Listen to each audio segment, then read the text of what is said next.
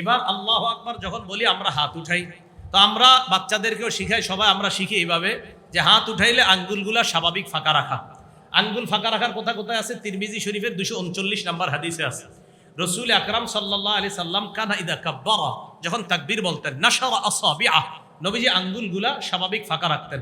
তাহলে দাঁড়ানো পাইলাম, তাকবীর বলা পাইলাম, আঙ্গুল এইভাবে ফাঁকা রাখা এটা পাইলাম। এবার হাত উঠাইবেন কিভাবে? আল্লাহর রাস্তে আমার কথাগুলো মহব্বতের সাথে শুনবেন। আমিও মহব্বতের সাথেই বলছি আপনাদেরকে। আমি কেন বলছি এগুলা জানেন? একটা সুন্নাহ যেটা একটা মানুষ সঠিকভাবে আমল করে, আপনি কেন এসে তাকে নতুন দাওয়াত দিবেন? এটা আমার কষ্ট। একটা মানুষ যদি, আমি আরিফ বিন হাবিব যদি আমি সঠিকভাবে চলি সুন্নাহের উপর, আপনি নতুন করে এসে আমাকে কেন বুঝাবেন? এবার দেখেন, আমরা যখন তাকবীরে হাত উঠাই, মুসলিম শরীফের 390 নাম্বার হাদিস, এই হাদিসে আসছে রাসূল সাল্লাল্লাহু আলাইহি সাল্লাম যখন তাকবীর বলতেন, রফা ইয়াদাই, হাত উঠাইতেন, হাত্তা তাকুনা হাজওয়া মানকিবাই, হাতগুলা কাঁধ বলেন, বাংলাটা বলেন, কাঁধ কি? কাঁধ বরাবর উঠাইলেন। আচ্ছা, কাঁধ বরাবর উঠাইলেন। এখন আপনি এই হাদিস পেয়ে আমাকে দাওয়াত দিতে চলে আসলেন যে আপনি কাঁধ বরাবর উঠান না কেন? অথচ পরের হাদিস 391 নাম্বার হাদিসটা আপনি কি একটু দেখলেন না? 390 নাম্বার হাদিসে কাঁধ বরাবর। 391 নাম্বার হাদিসের বর্ণনাকারী মালিক ইবনুল হুয়াইরিস রাদিয়াল্লাহু তাআলা তিনি বলেন, আন্নাহু রাআ রাসূলুল্লাহি সাল্লাল্লাহু আলাইহি সাল্লাম, তিনি রাসূল আকরাম সাল্লাল্লাহু আলাইহি সাল্লামকে দেখেছেন। নবী যখন তাকবীর বলতেন, রাফা ইয়াদাই, হাত উত্তোলন করতেন, হাত্তা ইউহাজি বিহিমা উযুনাই, কান বরাবর হাত উঠাইতেন। কি বরাবর? তাহলে মুসলিম শরীফের 390 নাম্বার হাদিস কাঁধ বরাবর, 391 নাম্বার হাদিস কান বরাবর। তো বাচ্চাদেরকে কানের লতি শিখান, এই তো কথা। তো কানের লতি কোথায় আছে? এই 391 নাম্বার হাদিসেরই শেষে আছে। অরুবিয়া আন কাতাদা, নবী সাহাবা কাতাদা রাদিয়াল্লাহু তাআলা আনহুর বর্ণনা, আন্নাহু রাআ রাসূলুল্লাহ সাল্লাল্লাহু আলাইহি সাল্লাম, তিনি নবীজিকে দেখেছেন, নবীজি হাত উঠাইছেন, হাত্তা হাজিয়া বিহিমা ফুরুআ উযুনাই, নবী সাল্লাল্লাহু আলাইহি সাল্লাম কানের লতি বরাবর হাত উঠাইছে। কি বরাবর? এখন আপনারা আবার বলবেন, তো হুজুর বৃদ্ধাঙ্গুলি কানের লতি বরাবর থাকা, এটা আবার কই পেয়েছেন? তহাবি শরীফ 1 নম্বর খণ্ড 144 নম্বর পৃষ্ঠা, সেখানে আছে রাসূল সাল্লাল্লাহু আলাইহি সাল্লাম যখন হাত উঠাইতেন, হাত উঠানোর পর নবীজি সাল্লাল্লাহু আলাইহি সাল্লামের এই 2 আঙ্গুল বৃদ্ধাঙ্গুলি হাত্তা ইয়াকুনা ইবহামাহু করিবাম মিন শাহমাতি উযুনাই, নবীজির কানের লতির কাছাকাছি থাকতো বৃদ্ধাঙ্গুলি। এবার আমার দিকে তাকান সবাই, আমি আমার এই বৃদ্ধাঙ্গুলি কানের লতি বরাবর উঠাইলাম, কাঁধ পাইলাম, কান পাইলাম, কানের লতি পাইলাম, আমার বৃদ্ধাঙ্গুলি কানের লতি বরাবর রাখলাম। আমার 2 হাতের তালু আছে কোন বরাবর? কাঁধ। তালু আছে কোন বরাবর? কাঁধ। বৃদ্ধাঙ্গুলি লতি, বলেন বৃদ্ধাঙ্গুলি, আবার হাতের তালু আছে কাঁধ, বৃদ্ধাঙ্গুলি লতি, আর হাতের এই আঙ্গুলগুলো আছে কান বরাবর। তাহলে বৃদ্ধাঙ্গুলি লতি বরাবর যদি উঠাই, হাতের তালু কাঁধ বরাবর, 390 নম্বর হাদিসের উপর আমল হয়ে গেল। হাতের এই বৃদ্ধাঙ্গুলি লতি বরাবর, 391 নম্বর হাদিসের শেষের অংশ আমল হয়ে গেল। আঙ্গুলগুলা কান বরাবর, 391 নম্বর হাদিসের প্রথম অংশের উপর আমল হয়ে গেল। তাহলে লতি বরাবর হাত উঠাইলে আল্লাহ রসুলের 3টা সুন্নাহের উপর আমল হয়ে গেল। এটাই হানাফি মাযহাব। তো সমস্যা কোথায় বলেন? তো এটাই তো হানাফি মাযহাব, এটা নতুন কোনো ধর্ম না। আপনি কেন বুঝছেন না? তাহলে রসুল এই হানাফি ফিকহ আমার এটাই শিখাইছে, তুমি এমন একটা আমল করো যে আমলে তোমার 3টা সুন, যে তুমি যদি শুধু কাঁধ বরাবর উঠাইতা, তোমার লতি বাদ যায়, তোমার কান বাদ যায়। তো হানাফি ফিকহ আপনারে বলে নাই যে আপনি ভুলের মধ্যে আছেন, এটা বলে নাই। আমরা বলি কি জানেন, যে আপনারা যে আমাদেরকে বলে ফেলেন, আরে থুর, এতদিন যা পড়ছেন সব ভুল, আমগোটা সঠিক। এটার কারণে এই ফিকহে হানাফির প্রয়োজনীয়তা দেখা দিচ্ছে।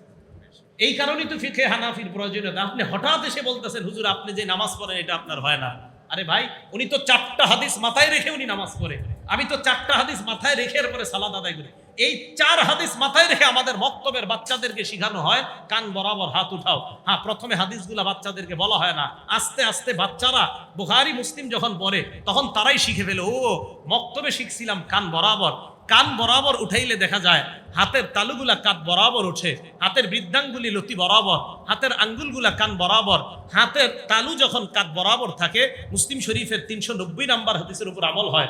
হাতের আঙ্গুল যখন লতি বরাবর থাকে, মুসলিম শরীফের 391 নম্বর হাদিসের শেষের অংশের উপর আমল হয়। আঙ্গুলগুলা যখন কান বরাবর থাকে, মুসলিম শরীফের হাদিসের 391 নম্বর হাদিসের প্রথম অংশের উপর আমল হয়। মোট কথা 90, 391 আর তহাবি শরীফের সবগুলা হাদিস মানলে সওয়াব কি কম হবে না বেশি হবে? আমি হানাফি ফিক এই জন্য মানি, আমার সওয়াব বেশি দরকার, এটাই হানাফি ফিক। আচ্ছা, হাত উঠাইলাম, উঠানোর পর এবার হাত বাঁধবেন। তিরমিজি শরীফের 252 নম্বর হাদিসে আছে, নবীজি সাল্লাল্লাহু আলাইহি সাল্লাম কানা ইয়াউম্মুনা, আমাদের ইমামতি করতেন। রসুল আকরাম সাল্লাল্লাহু আলাইহি সাল্লাম ইমামতি করতেন। নবীজি সাল্লাল্লাহু আলাইহি সাল্লাম কি করতেন? ইমামতি করতেন। ফায়াখুযু শিমালাহ, নবী সাল্লাল্লাহু আলাইহি সাল্লাম বাম হাতকে ধরতেন। ইয়াখুযু শিমালাহ, নবী সাল্লাল্লাহু আলাইহি সাল্লাম বাম হাতকে ধরতেন। বিয়ামিনিহি, ডান হাত মুবারক দ্বারা। নবী সাল্লাল্লাহু আলাইহি সাল্লাম, ঠিক আছে, সমস্যা রসুল আকরাম সাল্লাল্লাহু আলাইহি সাল্লাম ইয়াখুযু শিমালাহ, বাম হাতকে ধরতেন। বিয়ামিনিহি, ডান হাত দ্বারা। খুব মন দিয়ে বুঝেন, তিরমিজির 252 নম্বর হাদিসে পাইলাম বাম হাতকে ডান হাত দিয়ে ধরতেন। কবজি, বাহু কিছু পাইলাম না, শুধু এতটুকু পাইলাম নবীজি ডান হাত দিয়ে বাম হাত ধরতেন। বুখারী শরীফের 740 নম্বর হাদিস, কানান নাসু ইউমারুনা আইয়াদা আর রাজুলুল ইয়াদাল ইউমনা আলা জিরাইহি ইউসরা, নবীজির যুগে সাহাবায়ে কেরামকে নির্দেশ দেওয়া হতো যে ডান হাতকে বাম হাতের বাহুর উপর যেন রাখে। তাহলে তিরমিজি শরীফের হাদিসে পাইলাম ডান হাত দিয়ে বাম হাত ধরা, বাহু কবজি কিছু পাই নেই। বুখারী শরীফের 740 নম্বর হাদিসে পাইলাম ডান হাত বাম হাতের বাহুর উপরে রাখতেন, বাহু পাইলাম। এবার আবু দাউদ শরীফের 727 নম্বর হাদিসটা একটু মন দিয়ে বুঝেন। এই হাদিসের মধ্যে আসছে কিভাবে, আমার দিকে তাকান একটু, আপনি কষ্ট করেন না। এবার দেখেন আবু দাউদ শরীফের 727 নম্বর হাদিসে আসছে রাসূল সাল্লাল্লাহু আলাইহি সাল্লাম ওয়াদা ইয়াদাহুল ইউমনা, নবী সাল্লাল্লাহু আলাইহি সাল্লাম তার ডান হাতে রাখতেন আলা যহরি কাফফিহিল ইউসরা, বাম হাতের উপরে রাখতেন। এবার দেখেন অনুবাদটা কিভাবে রাখতেন, এমন ভাবে রাখতেন আলা যহরি কাফফিহিল ইউসরা ওয়ার রুসগি ওয়াস সাইদি, নবীজি ডান হাত দিয়ে বাম হাত এমন ভাবে ধরতেন যে ডান হাতটা বাম হাতের তালুর পিঠের উপর থাকতো। দেখেন পিঠ, এরপরে পাইলাম ওয়ার রুসগি ওয়াস সাইদি, কবজি এবং বাহু। এবার দেখেন তো এইভাবে প্রথমে আসেন, এই যে ডান হাত দিয়ে বাম হাত ধরলাম, এতটুকু, এটা হাত কিনা বলেন, এটা বাম হাত কিনা, এটা ডান হাত কিনা, এই হাত ধরলাম, এতটুকু বুঝলাম হাত ধরছি। তাহলে তিরমিজি শরীফের 252 নম্বর হাদিস, আমি হাত ধরলাম। এবার আসেন বুখারী শরীফের 740 নম্বর হাদিস, বাহু। দেখেন তো আমার আঙ্গুলগুলো কোথায় আছে, আরে আঙ্গুল কোথায় আছে, বাহু। তাহলে বুখারী শরীফের 740 নম্বরও মানলাম। এবার দেখেন তো আমার এই আঙ্গুল কারে ধরছে, কবজি, কাকে ধরছে, কবজিকে ধরছে, রুস অসাইদ। এবার দেখেন 727 নাম্বার হাদিস মানলে ডান হাত দিয়ে বাম হাত ধরা হয়ে যায়, ডান হাতকে বাম হাতের বাহুর উপরে, এই যে বাহুর উপরে রাখা হয়ে যায়, ডান হাত দিয়ে বাম হাতের কবজিও ধরা হয়ে যায়। যদি কবজির উপরে আমল করেন আপনি, বাহুর হাদিসের উপর আমল হয় তথা বুখারী 740-এর উপর আমল হয়। ডান হাত দিয়ে বাম হাত ধরা তথা তিরমিজি 252 হাদিসের উপর আমল হয়। আবু দাউদ শরীফের 727 নম্বর হাদিসের উপর আমল হয়। আমি এই আমল কেন করি, আমি আল্লাহ রসুলের 3টা সুন্নাহের সওয়াব পাওয়ার জন্য আমি কবজি ধরি। তো রসুল সাল্লাল্লাহু আলাইহি সাল্লাম বাহুর কথাও আমরা পাইলাম, হাত ধরার কথাও পাইলাম, কবজি ধরার কথাও পাইলাম, 3টা বর্ণনা সহিহ। তাহলে বুখারীর উপর আমল হয়, তিরমিজির উপর আমল হয়, আবু দাউদ শরীফের উপর আমল হয়। এমন একটা পদ্ধতি আপনারা যেই শিখায়, এই পদ্ধতিটা যেই জায়গায় আপনারা শিখায়, ওই জায়গার বা ওই শাস্ত্রটার নাম হানাফি ফিকহ। এই শাস্ত্রটার নাম কি ফিকহ? হানাফি ফিকহ। তো হানাফি ফিকহ তো আপনাকে 3টা সুন্নাহের আমল শিখাইলো। হানাফি ফিকহ আপনাকে সুন্নাহ বাদ দিতে বলে নাই যে এটা বাদ দিয়ে দাও, বরং 3টা সুন্নাহের উপর কিভাবে আমল হয় এটা আপনাকে হানাফি ফিকহ শিখাইছে। তো এটাই হানাফি ফিকহ। এখানে আপনারা আমাকে বলেন এই জায়গায় হানাফি ফিকহ কোন হাদিসটার বিরোধিতা করছে? কোন হাদিসের বিরোধিতা করছে? তাহলে এই কথা কেন বলা হয় যে এটা কোরআন সুন্নাহ মোতাবেক না? বিসমিল্লাহ। এখন আমাকে যদি পার্সোনালি প্রশ্ন করেন, পার্সোনালি, আমি অন্যভাবে বলবো না, বললে আবার অনেকভাবে লিখবে যে আপনি হানাফি ফিকহ কেন মানেন, আমি জবাব দেই এইভাবে যে আমি একটা পড়াশোনা করা ছেলে, 16-20 বছর পড়াশোনা করার পরে আমি এটা বুঝছি যে হানাফি ফিকহ অনুসরণ করলে রসুলের সুন্নাহ বেশি পালন করা হয়, তাই আমি হানাফি ফিকহ অনুসরণ করি। রসুলের সুন্নাহ বেশি পালন হয় তাই আমি এটা করি। আপনাদেরকে আমি দেখাই দিচ্ছি, এইভাবে হাদিস মানলে রসুলের 4টা সুন্নাহ পালন হয়, এইভাবে হাত ধরলে রসুলের 3টা সুন্নাহ পালন হয়, তাই আমি হানাফি ফিকহ অনুসরণ করি। আর আগেই বলছি হানাফি ফিকহ মানে কোরআন সুন্নাহের সুবিন্যস্ত একটা সংকলনের নাম হানাফি ফিকহ। এটা হলো, এটা নতুন কোন ধর্ম বা এরকম এই জাতীয় কিছু না। আল্লাহ বুঝার তৌফিক দান করেন। এবার আপনি হাত রাখবেন, মুসান্নাফু ইবনে আবি শাইবা 3959 নাম্বার হাদিসের বর্ণনা। এই জায়গায় আসছে আপনার ওয়াইল ইবনে হুজুর রাদিয়াল্লাহু তাআলা আনহুর বর্ণনা, রাআইতুন নাবিয়্য সাল্লাল্লাহু আলাইহি সাল্লাম, আমি নবীজিকে দেখেছি, ওয়াদা আয়াদাহুল ইউমনা আলা শিমালিহি, নবী সাল্লাল্লাহু আলাইহি সাল্লাম তার ডান হাত বাম হাতের উপর রাখছে, ফিস সালাতি তাহতা সুররা, নামাজের মধ্যে নাভির নিচে তার হাত রাখছে। এই হাদিসের সনদ সহিহ। মুসান্নাফু ইবনে আবি শাইবা 3959 নম্বর হাদিসের বর্ণনা। আমি নবীজিকে দেখলাম ডান হাত বাম হাতের উপরে রাখছে নামাজের মধ্যে।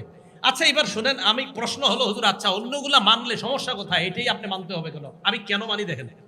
তাহলে এটা পাইলাম মুসান্নফ ইবনে আবি শাইবার পরের বর্ণনাটা 3960 নম্বর বর্ণনা। ইব্রাহিম নাখাই রহমতুল্লাহ আলাই তিনি ওয়াদা ইয়াদাহুল ইউমনা আলাল ইউসরা তাহতা সুররাতি ফিস সালাহ, উনি ওনার ডান হাতকে বাম হাতের উপর রাখতেন ডাবির নিচে। এরপরে 3960 নম্বর বর্ণনা তো এটা পাইলাম। আজীব একটা বর্ণনা কি, ইমাম আহমদ ইবনে হাম্বল রহমতুল্লাহ আলাই এবং ইসহাক ইবনে রাহওয়াই ইমাম বুখারী রহমতুল্লাহ আলাইহির উস্তাদ। এবার এই বাংলাটা একটু বলেন, ইসহাক ইবনে রাহওয়াই কার উস্তাদ? আবার বলেন কার উস্তাদ? এই ইমাম বুখারীর উস্তাদ ইসহাক ইবনে রাহওয়াই কি বলেন? তাহতা সুররাতি আকওয়া ফিল হাদিস, নাভির নিচে হাত রাখাটা এটাই শক্তিশালী মনে হচ্ছে হাদিসের ক্ষেত্রে। ও আকরাবু ইলা তাআ, এবং আল্লাহর কাছাকাছি সবচেয়ে বেশি পৌঁছার, বিনয়ী হওয়া, আল্লাহর সামনে নিজের বিনীতভাবে উপস্থাপন করার সবচেয়ে সেরা উপায় নাভির নিচে হাত বাঁধা বলেই আমার কাছে মনে হয়। এটা আপনার ইসহাক ইবনে রাহওয়াই ইমাম বুখারী রাহমাতুল্লাহ আলাইহির উস্তাদ, উনি বলেন তাহতা সুররাতি আকওয়া ফিল হাদিস, হাদিসের মজবুতির ক্ষেত্রে নাভির নিচে হাত রাখাটাই বেশি শক্তিশালী বলে মনে হচ্ছে। ওয়া আকরাবু ইলাল্লাহ, আল্লাহর কাছাকাছি যাওয়ার ক্ষেত্রেও নাভির নিচে হাত রাখাটাই আমার কাছে বেশি শক্তিশালী মনে হচ্ছে। ইমাম বুখারী রহমতুল্লাহ আলাইহির উস্তাদ ইসহাক ইবনে রাহওয়াই, এটা ওনার বক্তব্য। তা এখন আপনি বলবেন কেন করেন? তা আমি দেখলাম পড়াশোনা করে যে আসলেই তো এখানে হাত রাখলে এটা নিজের বিনীত ভাব খুব বেশি হয়। আপনি সত্যি সত্যি দেখেন, আপনারা যারা এইভাবে হাত রাখেন না নাভির নিচে, একদিন আপনি এমনি ঘরে কাউরে দেখান লাগবো না, বাহিরে গেলে হয়তো কেউ দেখবেই, তো আপনি ঘরে নিজে নিজে নাভির নিচে হাত রাখা দেখেন, 1-2 রাকাত নামাজ পড়েন নাভির নিচে হাত রাখার পর আপনি দেখেন আপনার ভিতরে বিনয়ী ভাব বেশি কাজ করে কিনা। আপনি দেখেন বড় বড় উলামায়ে কেরাম তাবিঈরা তারা বলছেন নাভির নিচে হাত রাখলে বিনয়ী ভাবটা বেশি আসে। ইমাম বুখারীর উস্তাদ এই কথা বললেন। তা আপনি আজকে দেখেন এইভাবে দাঁড়াইলে নাভির নিচে হাত রাখা যে আল্লাহর কাছে নিজের ছোট মনে করা কি বেশি হয় না হয় না? এটা আপনি দেখেন। আমি অন্যগুলা কি কিন্তু বলছি না যে না আপনি পদভ্রষ্ট, আপনি বাতিল, আপনি শেষ। আমি এই পর্যন্ত কাউকে বলছি এই কথা না, এটা আমি কাউকে বলি নাই, যদিও আমাদেরকে একের পর এক বলা হয়। এখন দেখেন এই যে প্রথম থেকে শেষ পর্যন্ত প্রত্যেকটা বর্ণনায় আমি আপনাদেরকে একটা না একাধিক হাদিস শোনাইলাম। তাহলে আমি কি বুঝাইলাম? আমি যে এতক্ষণ বললাম এটাই ফিকহে হানাফি। এখন ফিকহে হানাফির প্রত্যেকটা মাসালা যে বললাম, আমি কি একটা দলিল দিছি না প্রায় মাসালায় একাধিক দলিল দিছি? তো যেই ফিকহে হানাফি আপনারা এটাই শিখায় যে হানাফি ফিক মানে এক মাসালায় একটা আমলের ক্ষেত্রে একাধিক দলিল থাকে এবং একাধিক দলিলের সমন্বয় করে যে ফিক, এটাকে বলা হয় হানাফি ফিক। একাধিক দলিলকে সমন্বয় করে। এই কথাটা আপনারা কেন উল্টা ভাবে নেন, কেন অন্য ভাবে নেন? এটা অন্য ভাবে নেওয়া ঠিক না। এইভাবে আপনি হাত বাঁধলেন, বাঁধার পর বাস, এরপরে আর সমস্যা নাই। এরপরে যেগুলো করি ওগুলো নিয়ে আর কেউ ঝামেলাও করে না, সমস্যা নাই। এতটুকু পর্যন্তই সবাই কেমন জানি আমাদের উপরে প্রশ্ন তুলতে চায়। বিশ্বাস করেন এই ছোটখাটো বিষয়গুলা নিয়ে আমাদের মাঝে ফাও দূরত্ব তৈরি করাটা এটা ঠিক না। আমি তো আপনাদেরকে বলবো, কেউ যদি আপনারা মনে করেন যে আপনি যেটা বললেন এটা যে ফিকহে হানাফি, আর ফিকহে হানাফির এই আমলগুলা যে সত্যি এমন, এটা কিভাবে বোঝা যাবে? আপনি আল্লাহর হস্তে কোনো আলেমের কাছে গিয়ে বসেন। আমি বলতেছি আল্লাহর হস্তে কোনো আলেমদের কাছে বসেন, বসার পর তারা আপনাকে সুন্দরভাবে বিষয়টা বুঝিয়ে দিবে, আরো সুন্দরভাবে। তাহলে ফিকহে হানাফি আমি যে এতক্ষণ আপনাদের সামনে বললাম, প্রত্যেকটা মাসালায় একাধিক একের পর এক দলিল পেশ করলাম। এই দলিল পেশ করে আপনাদেরকে আমি যেটা বুঝাতে চাইলাম, একাধিক দলিলকে প্রত্যেকটা মাসালায় কিন্তু সমন্বয় করছে। এইভাবে হাত, এইভাবে হাত, এইভাবে হাত, ফিকহে হানাফি সমন্বয় করে দেখিয়ে দিয়েছে। এইভাবে তোলো, সব হাদিসের উপর আমল হয়। হাত রাখার ক্ষেত্রে কোথায় বাঁধবেন, ফিকহে হানাফি একাধিক দলিল আনছে। আনার পর আপনাকে এমন পদ্ধতির হাদিসটা মানতে বলে যেই হাদিসটা মানলে অন্যান্য হাদিসগুলোর উপর আমল হয়ে যায়। এটাই ফিকহে হানাফি। আর ফিকহে হানাফি এই শিক্ষাটা আমাদেরকে দেয়। কেরাত খলফাল ইমাম, এটা নিয়ে আর বলবো না, এটা রিজওয়ান ভাই সম্ভবত বলে গিয়েছে ইমামের পিছনে কেরাত পড়ার বিষয়টা। তো এটা একাধিক দলিল আছে, প্রচুর দলিল আছে যে কেরাত খলফাল ইমাম, ইমামের পিছনে কেরাত পড়া না পড়া। হ্যাঁ, যে এই যে কেরাত খলফাল ইমামটা নিয়ে যে ইমামের পিছনে আমরা কেরাত পড়বো কি পড়বো না, তো এই বিষয়গুলো নিয়ে আমি আশা করি রিজওয়ান ভাই বলছে। তো সূরা আরাফের 204 নম্বর আয়াত দেখেন। মানে শুধু একটা অভিযোগ। আমি একদিন রুমে বসে, আমার রুমে এক ভাই, উনি মিষ্টি দোকানের করে, আল্লাহ তাআলা ভাইকে আরো বড় বানাক। এই ভাই আমার কাছে গিয়ে বলতেছে যে নামাজে যে ইমামের পিছনে কেরাত পড়বেন আর আপনারা যে পড়েন না, দলিল কি? তো আমি প্রথমে বললাম আমরা ফিকহে হানাফি যারা অনুসরণ করি, ফিকহে হানাফি ফিকহে হানাফি মোট 60টা বিষয়কে সামনে রেখে মাসালা আলোচনা করে, মাথায় রাখবেন। এর মধ্যে সর্বপ্রথম ফিকহে হানাফির কাজ কোরআন দেখে। কোরআনে যদি ফিকহে হানাফি কোনো আমল পেয়ে যায় এবং এটা যদি একদম কোরআনে পাওয়ার পর এটার সাথে যদি অন্য কোনো কিছু সাংঘর্ষিক হয়, এটা ফিকহে হানাফি নেয় না। এটা আপনার মাথায় রাখবেন। ফিকহে হানাফি যদি কেউ ভালোভাবে পড়ে তখন সে বুঝতে পারবে মাসালার ক্ষেত্রে ফিকহে হানাফি কতটা কঠোরতা অবলম্বন করে, যা অন্য কোনো ক্ষেত্রে আপনি পাবেন না। এতটা কঠোরতা অবলম্বন করে ফিকহে হানাফি, এটা সত্যি কথা। আপনি পড়েন, যারা ফিকহে হানাফি ফলো করেন না এদেরকেও পড়ান কিছুদিন, তখন সে বুঝতে পারবে যে ফিকহে হানাফি কতটা কঠোরতা, মাসালার ক্ষেত্রে তারা কতটা কঠোর অবস্থানে থাকে সবসময়। এক নাম্বার কোরআন, কোরআনে থাকলে বাস। তা আল্লাহ সূরা আরফে বলছে ওয়াইজা করি আল কোরআন ফাসতামিউ লা ওয়া আনসিতু লাহু। আল্লাহ তাআলা কোরআনে বলছে যখন কোরআন পড়া হয় তখন তোমরা এক নাম্বার কাজ হলো কান পেতে শোনো, 2 নাম্বার চুপ থাকা। দুইটা সমন্বয় করলে চুপ থেকে কান পেতে শোনা। আচ্ছা, বুখারী শরীফের 757 নম্বর হাদিসে নবী এক সাহাবাকে বলছে কোরআনের যে অংশ সহজ সেই অংশ থেকে বড়, তো বড়ে ওই অংশ বড়ে উনি। এখন কোরআন সূরা ফাতিহা এটা কি কোরআন না কোরআনের বাহিরে? হুজুর জানেন এরকম একটা বই আছে কিন্তু, সূরা ফাতিহা যে কোরআনের বাহিরে, এরকম একটা কিতাব লেখা হয়েছে। সূরা ফাতিহা কোরআনের অংশ না। আমি অবাক হয়ে গেছি, এর চটি একটা বই আছে যেগুলো একজন লেখছে যে সূরা ফাতিহা কোরআনের অংশ না। কেন জানেন? ওই যে আমরা বলি কোরআন পড়া, ফাতিহা মানেও কোরআন, যে আলহামদুলিল্লাহি রাব্বিল আলামিন এটাও কোরআন, এটা পড়ার সময় চুপ থাকতে হবে। এখন চিন্তা করলো এটারে কিভাবে রদ করা যায়। এক ভাই কতটা খেয়ানত করে এক কিতাব লিখে ফেলছে যে সূরা ফাতিহা এটা কোরআনের অংশই না। কেন জানেন? মানে বুঝাইতে চায় যে ফাতিহাটা কোরআনের অংশ না, অতএব ফাতিহার সময় ইমামও পড়বে তুমিও পড়বা, কারণ ফাতিহা তো কোরআন না, এটার সময় চুপ থাকা লাগবে না, এরকম বুঝাইছে। নাউজুবিল্লাহি মিন যালিক। তো সূরা ফাতিহা এটাও কোরআন। ওয়াইদা করি আল কোরআন, যখন কোরআন পড়া হয় কান পেতে শ্রবণ করা। এখন দেখেন, কান পেতে শ্রবণ করা আবার চুপ থাকা, দুইটা হুকুম আল্লাহর। বাস ফিকহে হানাফি কি বলে যে এখন কয়েক হাদিসে আসছে লা সালাতা ইল্লা বিফাতিহাতিল কিতাব, সূরা ফাতিহা ছাড়া নামাজই হবে না। এখন ফিকহে হানাফি দুইটাকে সমন্বয় করে। আচ্ছা, কোরআনে আসছে কোরআন পড়লে চুপ থাকতে হবে, হাদিসে আসছে ফাতিহা ছাড়া নামাজ হবে না। ফিকহে হানাফি এখানে দেখে যে কোরআন পড়লে চুপ থাকা এটা আল্লাহর নির্দেশ। বাস এখানে ফিকহে হানাফি কি বলে যে কোরআন যখন পড়া হবে, এটা যেই পড়বে, ইমাম সাহেব যখন পড়বে পিছনে যারা থাকবে তারা চুপ থাকতে হবে। এখন প্রশ্ন উঠবে ফিকহে হানাফির উপর, তাহলে লা সালাতা ইল্লা বিফাতিহাতিল কিতাব এই হাদিস কোথায় যাবে? এটার ব্যাখ্যা ফিকহে হানাফি এইভাবে দেয় যে লা সালাতা ইল্লা বিফাতিহাতিল কিতাব এটা লিল ইমাম আও লিল মুনফারিদ, এটা হলো ইমামের জন্য। ইমাম যখন কেরাত পড়ে তখন মুক্তাদি পড়া দরকার নাই। আপনারা বলবেন পড়া দরকার নেই কেন? হাদিসে আসছে আবার ইন্নামা জুইলাল ইমাম লিউতাম্মা বিহি, ইমামকে সামনে দাঁড়ায় তার অনুসরণ করার জন্য। আরেক হাদিসে আসছে আল ইমামু জামিন, আমার আপনার সব দায়িত্ব ইমাম সামনে নিয়েই দাঁড়ায়। তো কেরাত পড়ার দায়িত্বটা ইমাম সামনে নিয়ে নিছে, নেওয়ার পরে উনি ওখানে দাঁড়িয়েছে। এই জন্য আরেকটা কথা মনে রাখবেন, দরখাস্ত যদি পেশ করা হয়, আমরা এই মসজিদের সবাই প্রধানমন্ত্রী বরাবর একটা আবেদন পেশ করব। সব মিছিল দিয়ে যাব না, কয়েকজন প্রতিনিধিকে পাঠাবো। আবু বলে না, কয়েকজন প্রতিনিধিরা সবাই যাব। এই জন্য দরখাস্ত পেশ করাটা একসাথে সবাই না করে একজন করাটাই উত্তম। আলহামদুলিল্লাহ, সূরা এটা একটা দরখাস্ত আল্লাহর কাছে পেশ করা। এই দরখাস্ত ইমাম সাহেব পেশ করতেছেন, অন্যরা শুনে শুনে আমিন বলে এটাকে সাপোর্ট দিতেছেন। হা হা হা, ইমাম সাহেব যা বলছে আল্লাহ আপনি কবুল করেন। তাহলে এই বিষয়গুলা তো ইমাম সাহেব যখন পড়বে আমরা তখন চুপ থাকা, এটা কোরআনের নির্দেশ। তাহলে সূরা ফাতিহা কিভাবে, যে একাকি যখন কেউ পড়বে তার সূরা ফাতিহা ছাড়া নামাজ হবে না, আর ইমাম সাহেব সূরা ফাতিহা পড়তে হবে, উনি না পড়লেও সালাত হবে না, ওয়াজিব তরক হয়ে যাবে। তাহলে ইমামের পিছনে যে পড়া লাগবে না এটার দলিল আবার কোরআনে। আল্লাহ বলছে যখন কোরআন পড়ে তখন চুপ থাকো, ইমাম যখন পড়বে তোমরা চুপ থাকবা। আর ইমাম পড়লে আমরা যে পড়তে হবে না, আরো অনেক দলিল আছে যে ইমাম সামনে যায় তার অনুসরণ করার জন্য, ইমাম যা বলবে পিছন থেকে শুধু অনুসরণ করব। আরেকটা কি, ইমাম জামিন, আমাদের বিষয়গুলা জিম্মায় নিয়ে উনি সামনে দাঁড়ায়। এই জন্য এই বিষয়গুলা মাথায় রেখে কেরাত খলফাল ইমাম, তথা ইমামের পিছনে যে কেরাত পড়া, ফিকহে হানাফি এটার সমন্বয় এইভাবে করে যে কেরাত পড়া হলেই চুপ থাকতে হবে। এবার আরেকটা প্রশ্ন দাঁড় করায় যে সূরা আরফের গালেবান 204 নম্বর আয়াত মনে হয়, যে এই আয়াতটা যে নামাজের ক্ষেত্রে, এটার দলিল কি? আল্লাহ একাধিক মুফাসসির, 1-2 জন না, অসংখ্য মুফাসসিরদের অভিমত হলো এই আয়াত এটা নামাজের সাথে সম্পৃক্ত।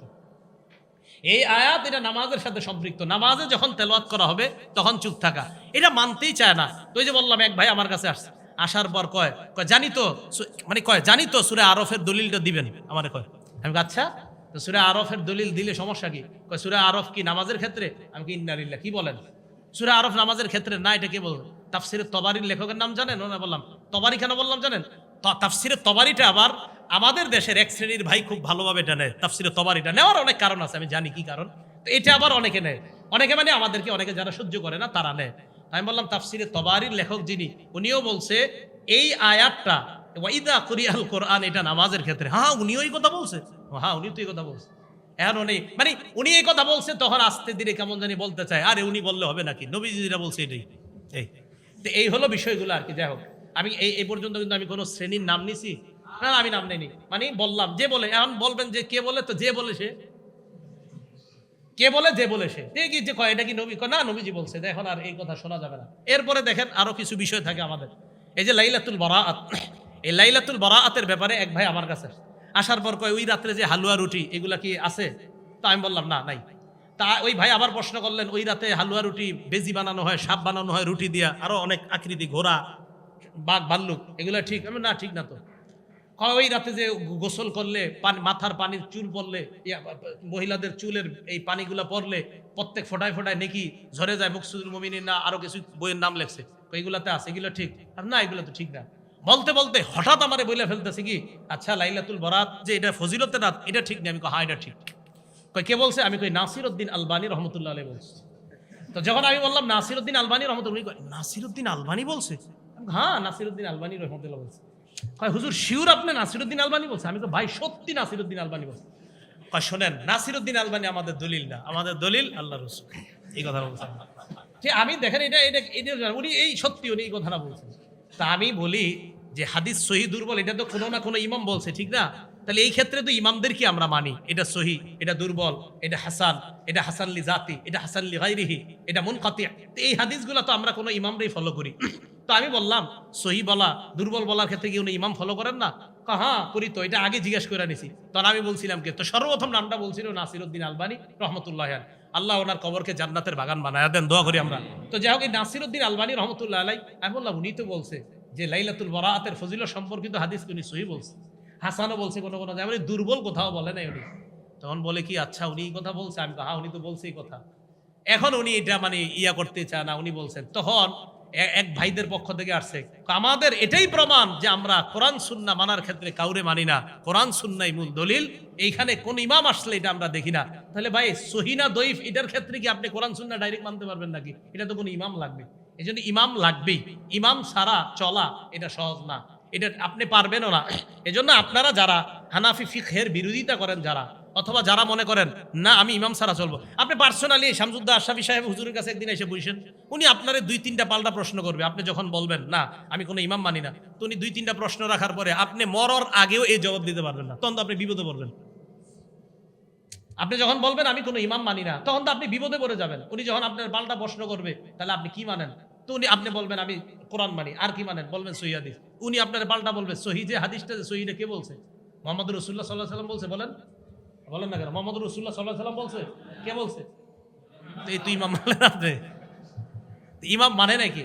আচ্ছা, আমার আজকের আলোচনার মূল উদ্দেশ্য ছাত্র ভাই যারা আছেন, ছাত্র ভাই আপনারা প্রত্যেকে এই ফিকহে হানাফির এই দলিল মুখস্থ করে ফেলবেন, প্রত্যেকে। মুফতি শামসুদ্দা আশরাফি সাহেব শুরু করছেন এটা, আরো অনেক মাদ্রাসার উস্তাদ আছে, দারুল হাবিবের মোতামি সাহেব হুজুর আছেন।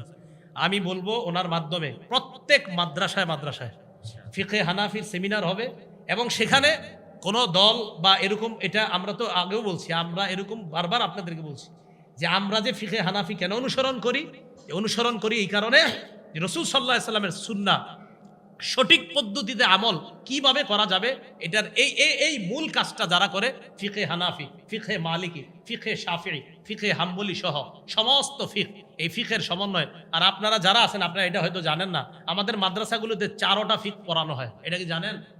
হ্যাঁ, ফিকহে হানাফিও পড়ানো হয়, মালিকিও পড়ানো হয়, শাফিও পড়ানো হয়, হাম্বলিও পড়ানো হয়। এটা পড়ানোর পর এরপর হয়তো দলিলের দিকে যেটা মজবুত সেই দলিলটা গ্রহণ করে, আবার শাফি মাযহাবে দলিলের দিকে যেটা মজবুত তারা সেটা গ্রহণ করে, আবার হাম্বলি মাযহাবে দলিলের ক্ষেত্রে যেটা মজবুত তারা সেটা গ্রহণ করে। তো এই ফিকহি সেমিনারগুলা বেশি হওয়া দরকার। আর মাদ্রাসার ছাত্র যারা আছেন, যেমন এই মাদ্রাসা থেকে মেশকাত পর্যন্ত হুজুর এখানে ইফতা আছে, তো ইফতা বিভাগের যে ছাত্রগুলো, আমি একটা কথা বলি, ইফতা থেকে আপনারা মনে করেন 30 জন বের হইলেন, এই 30 জন 30টা এলাকার মসজিদের ইমাম হবেন, খতিব হবেন। আপনারা মুহাব্বতের সাথে ফিকহে হানাফির এই বিষয়গুলা, এটা কেন এখন প্রয়োজনীয়তা দেখা দিয়ে গেছে, আপনারা এই বিষয়গুলো বাস মুখস্থ, আপনি কাউরে অ্যাটাক করা দরকার নেই। আপনি শুধু বলবেন আমি কেন এইভাবে পড়ি, মুসলিম শরীফে আছে, বুখারী শরীফে আছে, নাসাইতে আছে, ইবনে মাজাহ আছে। তাহলে এইগুলা যদি থাকে তো আমার আর আপনার মাঝে শত্রুতাটা কেন, কে শত্রুতাটা করলো? হ্যাঁ, এটা নিয়েও আশা করি উনি একটা কনফারেন্স করবে যে আমাদের মাঝে শত্রুতা শুরু হলো কোত্থেকে, আমরা যদি সবাই সঠিক থাকি শত্রুতাটা কোত্থেকে আসলো। না না, এটা ঠিক না। তাদেরকে বহস ছুড়ে চ্যালেঞ্জ ছুড়ে দাও। এই চ্যালেঞ্জ ছুড়া কিন্তু ফিকে হানাফি মাযহাব থেকে শুরু হয় নাই। ইতিহাস খুঁজলে দেখবেন এই চ্যালেঞ্জ বলার অভ্যাস এটা আমাদের থেকে শুরু হয় নাই। এটা কোত্থেকে শুরু হয়েছে? 150 বছর আগের ইতিহাসে যদি যান তখন দেখবেন এটা কোত্থেকে শুরু হয়েছে। কি বলেন? এই জন্য এগুলো আমাদের থেকে শুরু হয় নাই। আমরা কখনো অ্যাটাকিং না ছিলামও না, কাউকে আক্রমণাত্মক শব্দ আমরা বলার মতো মানুষ ছিলাম না। আমাদেরকে প্রথমে 13 বছর শুধু আক্রমণ করছে, পরে 10 বছর জবাব দিছে। বুঝলেন না? নবীজি 13 বছর আক্রমণ সহ্য করছে, পরে 10 বছর জবাব দিছে। আমাদেরকে প্রচুর আক্রমণ করা হয়েছে, সহ্য করছে, কিচ্ছু বলে নাই। আমি নিজে দেখছি আসাদ গেট মসজিদে আমি 11 বছর তারাবি পড়াইছি।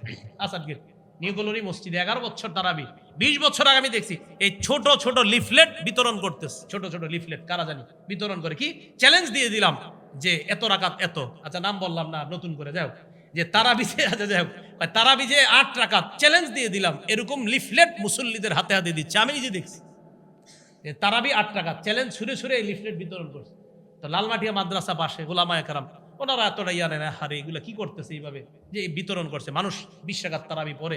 এই লিফলেট পাওয়ার পর অনেক মানুষ নতুন করে আপনার 20 রাকাত ছেড়ে দিল, ছেড়ে দেওয়ার পর 8 রাকাত শুরু করলো।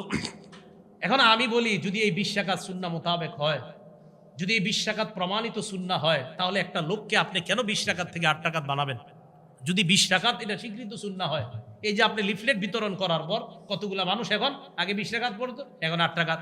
এবং আশ্চর্য হবেন গত 2 বছর আগে যে কোনো একটা টেলিভিশনেরও ফতুয়া এসে গেছে বা তারাবি না পড়লেও কোনো সমস্যা নেই,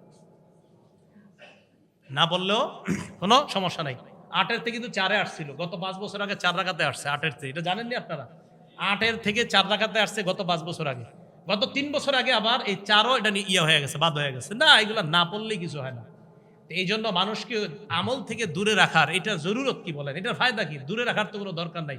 তো লিফলেট বিতরণ, চ্যালেঞ্জ করা, এগুলা কিন্তু হানাফি বা আমরা যারা আমাদেরকে বলেন যে তোমরা এখন বহস করো, অসম্ভব। বহস এটা, হ্যাঁ এটা শুনে রাখেন, বহস করা এটা আমাদের থেকে শুরু হয় নাই।